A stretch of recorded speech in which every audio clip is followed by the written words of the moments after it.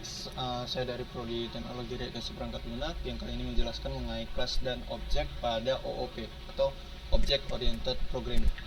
Tapi sebelumnya, apa itu kelas? Kelas itu semacam template atau cetak biru yang bakal menciptakan suatu objek gitu. Yang dimana kelas ini bakal menjabarkan suatu properties ataupun method. Nah, properties itu semacam atribut yang dimana atribut itu bersifat kayak memiliki suatu karakter ataupun sifat tertentu dari sebuah objek yang bakal kita buat. Dan juga metode itu atau perilaku itu sebuah fungsi tertentu yang bakal kita ciptakan. Nah, lanjut saja ke dalam ilustrasinya. Mari kita buat ilustrasinya. Misalnya ilustrasinya ini ada sebuah motor nih. Ada sebuah motor yang dimana memiliki propertiesnya. Misalnya ini motor mereknya apa, kayak karakteristik dari motornya itu seperti apa, kayak mereknya apa, warnanya apa, adakah motif tertentu, baru tipenya seperti apa. Nah, dari properti tersebut terdapat juga metode ataupun fungsi dari motor tersebut, yaitu kayak berfungsi dalam maju ataupun mundur, berhenti, mau belok kiri, belok kanan, atau nambah kecepatan, mengurangi kecepatan, seperti itu. Nah, setelah dari situ mungkin lebih lengkapnya bakal kita lanjut ke tahap code-nya. Tapi dalam tahap ini saya sudah membuat code-nya, yaitu saya membuat code contohnya seperti mobil. Nah, di dalam mobil ini sebelumnya kita akan membuat yaitu kelas.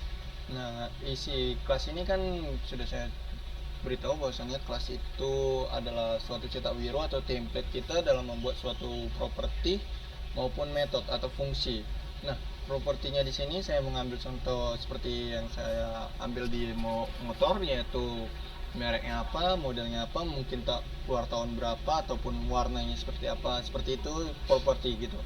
Nah, setelah dari properti kita bakal membuat suatu metodenya atau suatu fungsi. Di sini saya membuat suatu fungsi memberitahu info gitu, yang dimana akan menampilkan mereknya apa, modelnya apa, dan tahunnya apa gitu. Nah, di dalam fungsi ini untuk mengambil suatu properti, untuk mengambil suatu properti yang ada di sini, kita bakal menggunakan yaitu this, yang mana this itu bertujuan untuk mengambil properti yang ada di dalam kelas gitu. Dan kalau misalnya ini tidak ada, itu bertujuan dalam membuat suatu properti baru gitu. Jadi kayak membuat hal baru lagi gitu. Dan ini akan membuat kodenya bakal error gitu. Kodenya bakal error dan tidak sesuai gitu. Lalu setelah itu kita bakal membuat objek. Setelah dari kita udah membuat template-nya seperti apa, kita bakal membuat objeknya. Objeknya ini, objek itu kayak instansi di dalam kelas, instansi dari kelas gitu. Nah, misalnya saya buat objeknya namanya mobilku. Nah, new itu bersifat membuat suatu objek gitu dengan functionnya seperti yang di dalam kelas, yaitu mobil. Nah, kita bakal isi apa yang ada di dalam objeknya itu, apa bagian dari objeknya itu. Misalnya mobilku, propertiesnya sesuai dengan merek, lalu isi dalam merek yaitu Toyota, dan isi dalam mobil kita buat Corolla, isi dari tahun kita buat 2023. Nah, setelah dari sini kita bakal membuat suatu functionnya lagi. Nah, jadi ini agar menampilkan function di dalam kelas, saya buat mobilku sesuai dengan ini objeknya. Kita panggil objeknya lagi, baru kita panggil function di dalam kelas. Jadi bakal outputnya adalah mobil ini adalah Toyota Corolla tahun 2023 gitu. Nah, kalau semisalnya isi dari ini kita buat di dalam properti di dalam kelas, itu bisa saja, itu nggak masalah. Misalnya kita buat di sini ada dalamnya misalnya merek BMW gitu.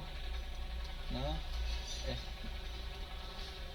di sini bisa aja, tapi sesuai dengan pembacaan code itu dimulai dari atas ke bawah. Jadi yang terakhir ini yang bakal dibaca. Tapi untuk penamannya dibuat di sini juga nggak masalah gitu. Ini nggak bakal merusak dan itu nggak masalah gitu. Dan mungkin itulah penjelasan saya mengenai sebuah kelas maupun objek.